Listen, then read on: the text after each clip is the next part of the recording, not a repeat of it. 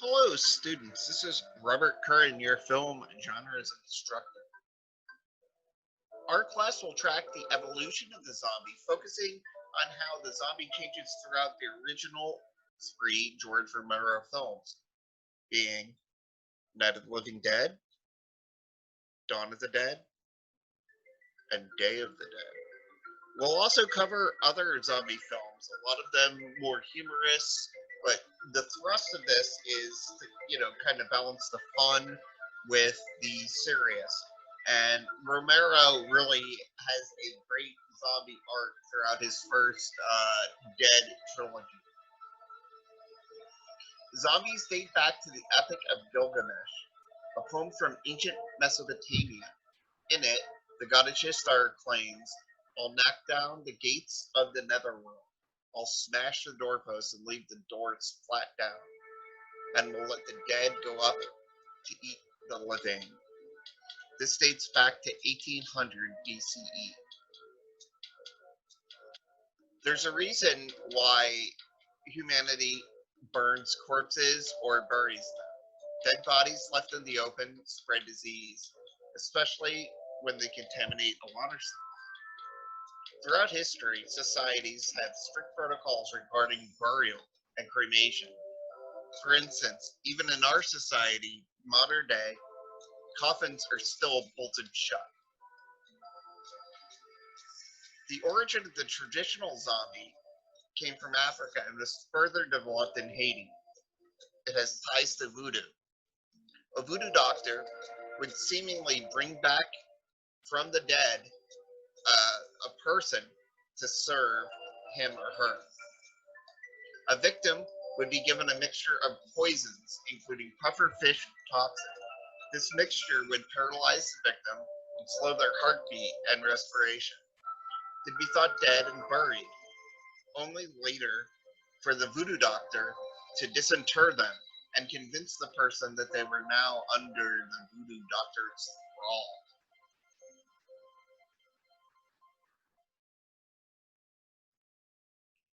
White Zombie was the first zombie film. It released in 1932.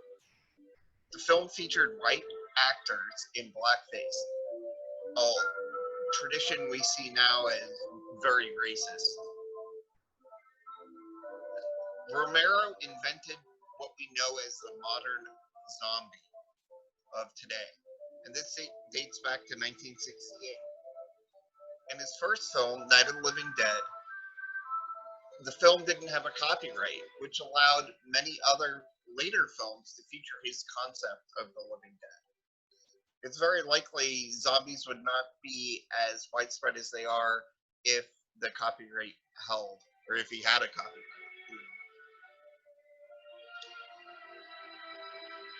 Night of the Living Dead, again, was released in 1968.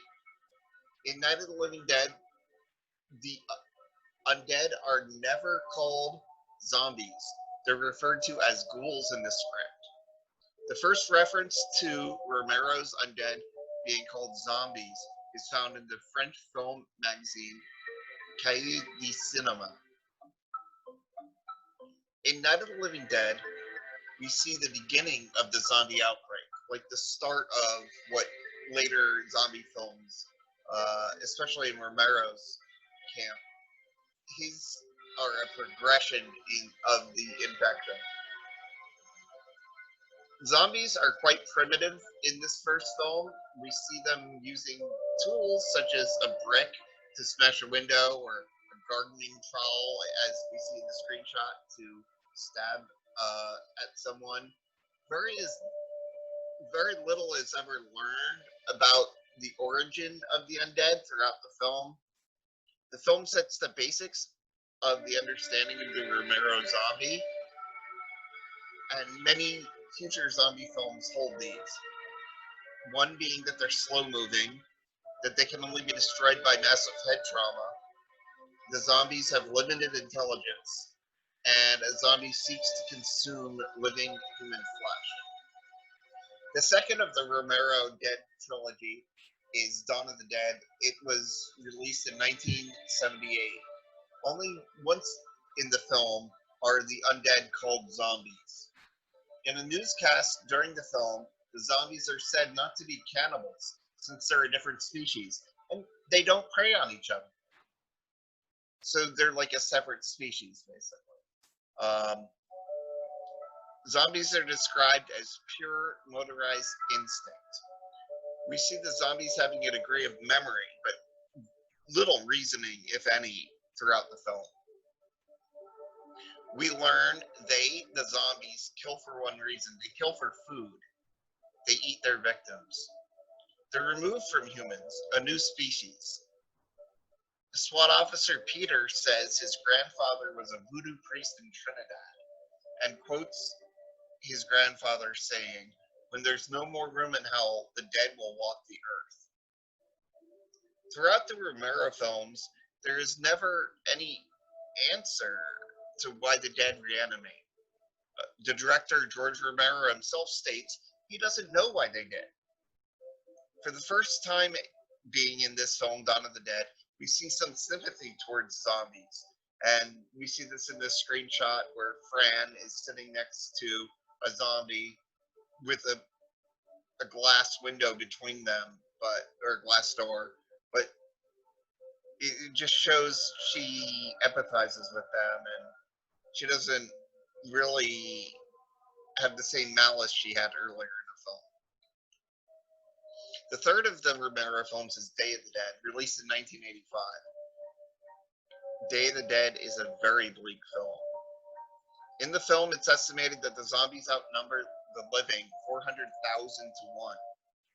Dr. Logan, also known as Dr. Frankenstein, shows that the news report in Dawn of the Dead was wrong. Zombies don't eat for sustenance. He proves the zombie is driven by a dark, primitive, primordial instinct. Dr. Logan's able to train a zombie named Bub to become much more civilized. In the film, even outside of Bub, we see the possibilities of other zombies learning. When captured zombies hesitate to become corralled, Private Rickles states they're scared. They know what will happen when Frankenstein gets them. The scientist Sarah responds, saying, "If you're right, Rickles, they're learning. They're actually learning." Captured zombies saw that others were taken away and learned from that experience. There is intersectionality with our current corona craziness and what we see in zombie films. The picture to the right of the screen shows corona zombies, and we see hand sanitizer, toilet paper, masks, and this film was released almost a month ago. So zombie films continue to be ubiquitous. What's most interesting about the zombie creature compared to a lot of other horror icons is the zombies interesting because it doesn't seek to destroy individuals like most other monsters. Zombies seek to destroy the whole of humanity and turn them into more zombies.